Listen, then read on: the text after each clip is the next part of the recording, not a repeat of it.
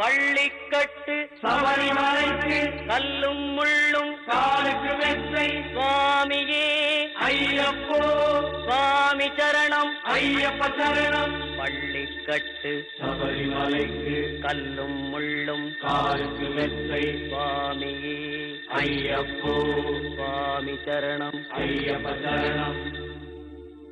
பள்ளிக்கட்டு சபரிமலைக்கு கல்லும் முள்ளும் காலுக்கு மெத்தை சுவாமியே ஐயப்போ ஐயப்போ சுவாமியே.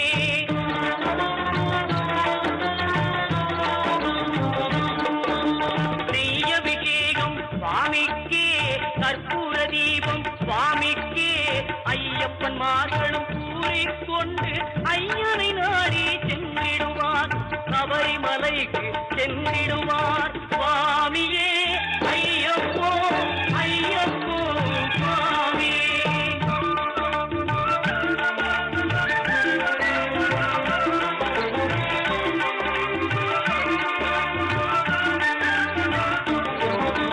கார்த்திகை மாதம் மாலை அணிந்து நேர்த்தியாகவே விரதம் இருந்து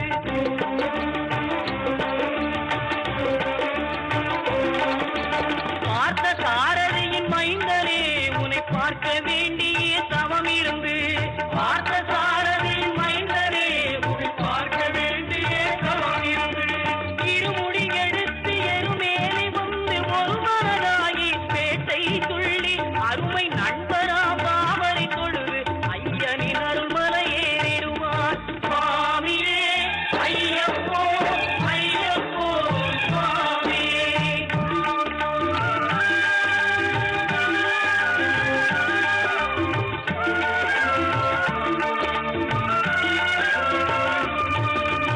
அழுகை ஏற்றம் ஏறும்போது ஹரிகரன் மகனை துதித்து செல்வார் வழிகாட்டிடவே வந்திடுவார் ஐயன் பன்புலி ஏறி வந்திடுவார்.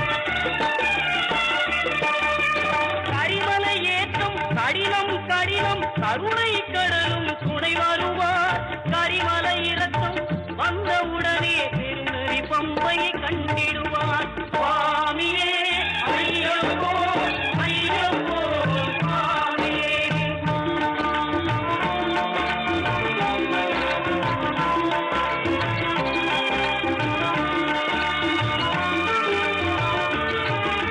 கங்கை நதி போல் புண்ணிய நதியாம் பம்பையில் நீராடி சங்கரன் மகனை கும்பிடுவார் சஞ்சலமின்றி ஏறிடுவார். நீலிமலை ஏற்றம் சிவபாலனும் ஏற்றிடுவார் காலமெல்லாம் நமக்கே அருள்காவலராயிருப்பார். தேகபலம் தா பாதபலம் தா தேகபலம் தா பாதபலம் தா தேகபலம் தா என்றால் அவரும் தேகத்தை தந்திடுவார் பாதபலம் தா என்றால் அவரும் பாதத்தை தந்திடுவார் நல்ல பாதையை காட்டிடுவார் சுவாமியே ஐயப்போ ஐயப்போ சுவாமியே.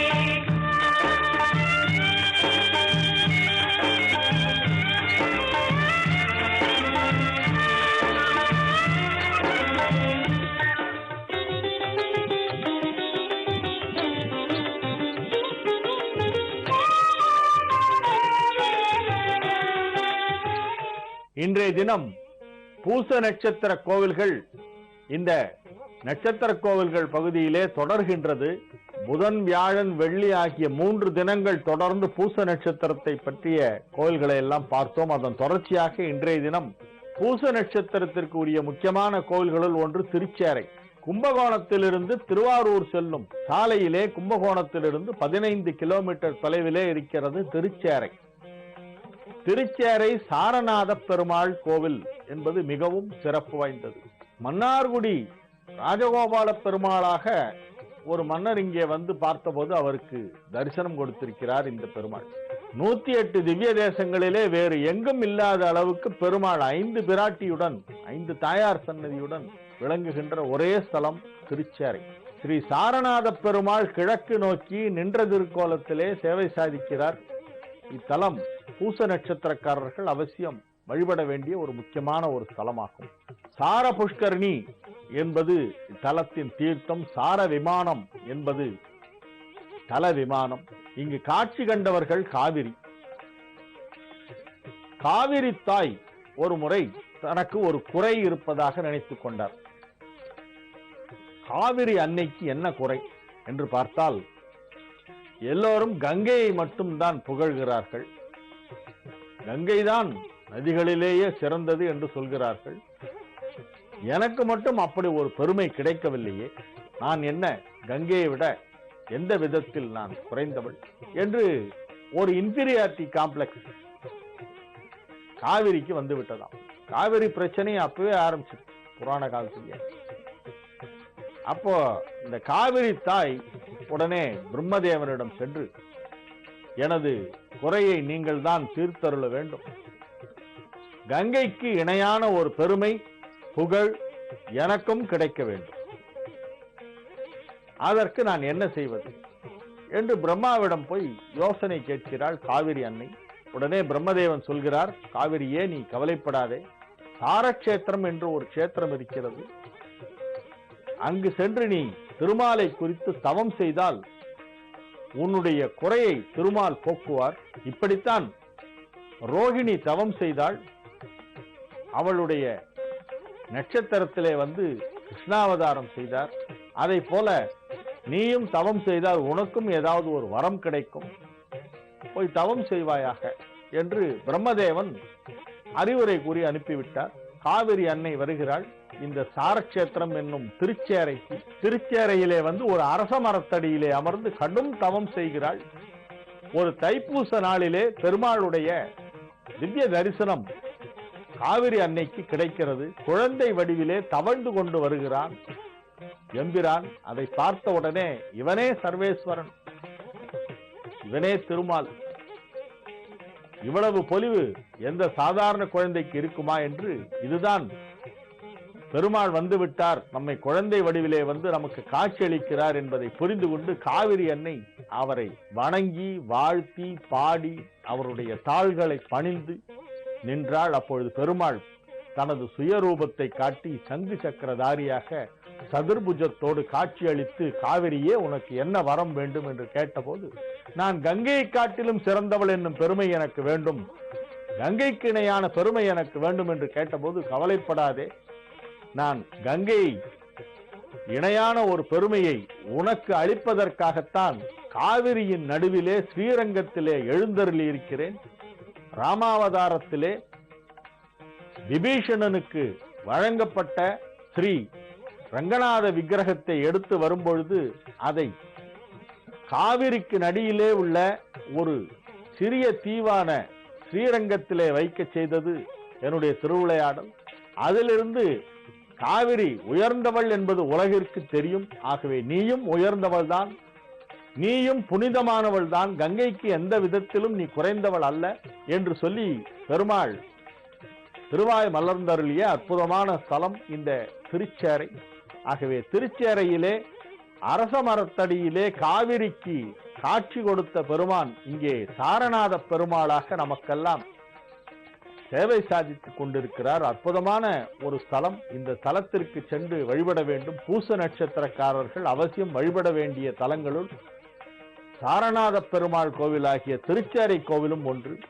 அதே போல இந்த அரச மரம் தலவிருட்சமாக இருக்கக்கூடிய மற்ற 2 கோவில்கள் இந்த நிகழ்ச்சியிலே நான் எடுத்துக்கொண்டிருப்பது பரிதி நியமம் என்னும் ஒரு கோவிலும் திரு அரசிலி என்பதுமாகும். திரு அரசிலி என்பது திண்டிவனத்திற்கு அருகிலே இருக்கிறது. திண்டிவனம் பாண்டிச்சேரி சாலையிலே திருவக்கரைக்கும் இரும்பை மாகாணத்திற்கும் இடையிலே இருக்கிறது திரு அரசிலி. இவ்வூருக்கு தற்போது மக்கள் வைத்திருக்கின்ற பெயர் ஒழுந்தியாப்பட்டு என்று சொல்கிறார்கள். அங்கு சென்று திரு அரசிலி என்று சொன்னால் அது தேவாரத்திலே வருகின்ற பெயர். இப்பொழுது உள்ள மக்களுக்கு அங்கே ஒழுந்தியாப்பட்டு என்று சொன்னால்தான் தெரியும். கிள்ளியனூர் தைலாபுரம் சாலையிலே ஒழுந்தியாப்பட்டு என்று ஒரு போர்டு இருக்கும். அந்த போர்டு காட்டுற வழிப்பாதையிலே சென்றால் ஒழுந்தியாப்பட்டு கோவிலை அடையலாம். அங்கே சிவபெருமானுக்கு அரசிலிநாதர் என்னும் திருநாமம் அஸ்வத்தேஸ்வரர் என்னும் திருநாமமும் வழங்குகின்றது. அஸ்வத்த என்றால் அரச மரத்திற்கு வடமொழி பெயர் என்று நான் முன்னமே சொல்லி இருக்கிறேன். அஸ்வத்தேஸ்வரர் என்ற ஒரு திருநாமமும் அங்கு ஈசனுக்கு வழங்கப்படுகிறது. அம்பாள் பெரிய நாயகி, அழகிய நாயகி என்னும் திருநாமங்களுடன் அழைக்கப்படுகிறாள். வாமதேவ முனிவர் வழிபட்ட தலம். வாமதேவ முனிவருடைய சிலா விக்கிரகத்தை அத்தலத்திலே நாம் கண்டு தரிசிக்க முடியும். வாமதேவ தீர்த்தம் என்னும் தீர்த்தம் இங்கே இருக்கிறது. சலமரம், அரச மரம். இங்கு பிரதோஷ வழிபாடு மிகவும் சிறப்பு வாய்ந்தது. ஒரு பிரதோஷ நாளில் தான் வாமதேவ முனிவருக்கு சிவபெருமான் இங்கு காட்சியளித்தார். வாமதேவ தீர்த்தம், அரசடி தீர்த்தம் என்றெல்லாம் அது அழைக்கப்படுகிறது. வைகாசி விசாகத்திலே 10 நாள் திருவிழா மிக சிறப்பாக இக்கோவிலிலே நடைபெறும். 7ஆம் நாளிலே அரச மர வாகனம் என்னும் ஒரு வாகனத்திலே இங்கே ஈசன் எழுந்தருளுகின்ற ஒரு காட்சி. இது வேறு தலங்களில் இல்லாத ஒரு அற்புத ஒரு காட்சியாக அரச மர வாகனத்திலே எழுந்தருளுகின்ற ஒரு காட்சி இங்கே பார்க்க முடியும். ஒழுந்தியாப்பட்டு, திண்டிவனம் பாண்டிச்சேரி சாலையிலே தைலாபுரம் அருகிலே இருக்கிறது ஒழுந்தியாப்பட்டு. இது பாடல் பெற்ற சைவ ஸ்தலங்களுள் 276 ஸ்தலங்களுள் ஒன்று. இத்தலமும் அரச மரத்தை தலவிருட்சமாக கொண்டது என்பதால் இத்தலத்திற்கும் பூச நட்சத்திரக்காரர்கள் சென்று வழிபடுவது மிகவும் அவசியமாகும். இன்றைய நிகழ்ச்சியை இத்துடன் நிறைவு செய்து கொள்கிறேன். மீண்டும் நாளைய நிகழ்ச்சியிலே சந்திக்கும் பொழுது பரிதி நியமம் என்னும் தலத்தை பற்றிய தகவல் இடம்பெறும் என்பதை சொல்லிக்கொண்டு உங்களிடமிருந்து தற்காலிகமாக விடைபெற்றுக் கொள்வது உங்கள் வழிகாட்டி ஜோதிடர் ஹரிகேசநல்லூர் வெங்கட்ராமன். வணக்கம்.